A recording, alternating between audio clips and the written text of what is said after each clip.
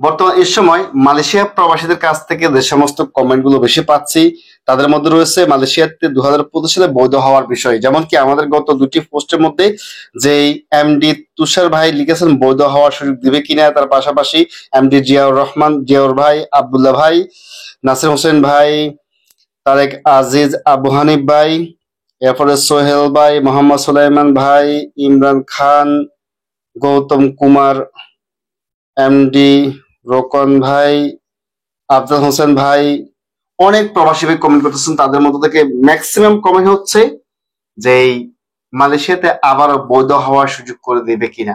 Kuala Lumpur to Dhaka, Dhaka to Kuala Lumpur route সহ পৃথিবীর যে কোনো দেশের কম দামে টিকিট পেতে যোগাযোগ করুন এবং ট্রাভেল পাস, স্পেশাল পাস নিয়ে দেশে যেতে চাইলে বিভিন্ন তথ্যের জন্য স্ক্রিন দেওয়া হোয়াটসঅ্যাপ নাম্বারে হোয়াটসঅ্যাপ করুন। ধন্যবাদ।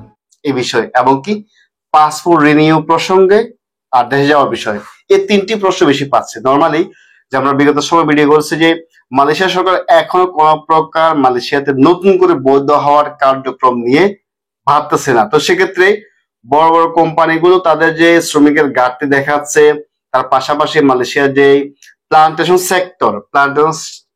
সেক্টর কিন্তু শ্রমিক সংকট দেখা দিয়েছে। তো সেক্ষেত্রে এই সমস্ত বিষয় বিবেচনা করলে কিন্তু দেখা যাচ্ছে সম্ভাবনা রয়েছে যে আরো একটি সুযোগের হতে পারে প্লান্টেশনের জন্য, বা হতে পারে কিছু নিয়ম কানুন মেনেই কিন্তু সরকার দেওয়ার সম্ভাবনা রয়েছে। তো সেক্ষেত্রে এখনো চূড়ান্ত যেহেতু কোনো ডিক্লেয়ার আসেনি, আমরা অহেতুক কোথাও কোনো প্রকার পাসপোর্ট টাকা পয়সা দিব না।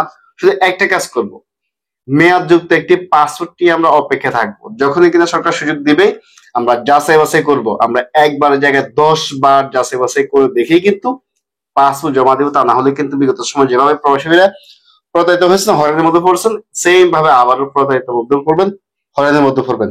আর আপনাদের যদি কোনো কমেন্ট থেকে থাকে অবশ্যই ভিডিওর মধ্যে কমেন্ট করে যাবেন, ইনশাল্লাহ আমরা চেষ্টা করবো আপনাদের কমেন্টের যথাযথ উত্তর দেওয়ার জন্য। তার পাশাপাশি যে আরো কিছু কমেন্ট পাচ্ছি, যেমন কি যে মালয়েশিয়া থেকে দেখা যাওয়ার বিষয়টা নিয়ে এখনো কোনো প্রকার সুযোগ রয়েছে কিনা, যেহেতু বর্তমান সময় একটি সুযোগ শেষ হয়েছে মাত্র, এখন আবারও কিভাবে মালয়েশিয়া সরকার যে বৈধ হওয়ার জন্য সাধারণ ঘোষণা করে। তো সেক্ষেত্রে প্রতি মাসেই কিন্তু বছরের সবসময় কিন্তু দেখে যেতে পারবেন, সেটি হচ্ছে বিশেষ নিয়মে, কোন প্রকার সরকারি কোনো যেই সুযোগে না বা সরকারি যেই সাধারণ ক্ষমার মধ্য দিয়ে না, কিন্তু আপনি জরিমানা পেমেন্ট করে ফিঙ্গারপ্রিন্টে দেশে যেতে পারবেন, ওই সুযোগটি রয়েছে।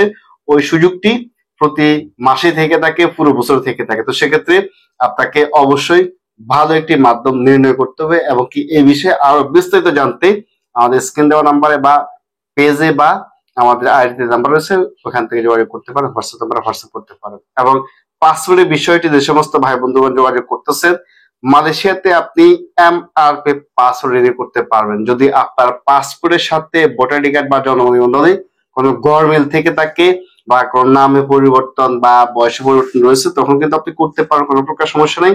সেক্ষেত্রে আপনাকে সরাসরি আপনার পাসপোর্ট ফটোকপি, ভিসা ফটোকপি এবং কি 145 সিঙ্গেতের ব্যাংক ড্রাফট নিয়ে আপনাকে যেতে হবে হাই কমিশন। আমাদের হাই কমিশন সরাসরি গিয়ে কিন্তু জমা দিয়ে আপনি এমআরপি পাসপোর্ট করতে পারবেন, এবং অপেক্ষা করতে হবে লম্বা সময়, যেহেতু ইতিমধ্যে 28,000 পাসপোর্টের কথা শুনতেছেন আপনারা পেন্ডিং এ পড়ে আছে, এখনো কোনো প্রকার প্রিন্ট হয়নি। তো সেক্ষেত্রে ক্রমাগত ভাবে ওইগুলো প্রিন্ট হবে, আপনারটাও প্রিন্ট হবে।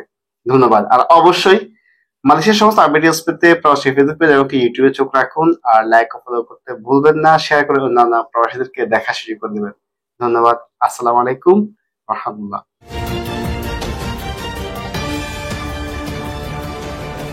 প্রবাস টিভি, প্রবাসীদের বিশ্বস্ত প্ল্যাটফর্ম।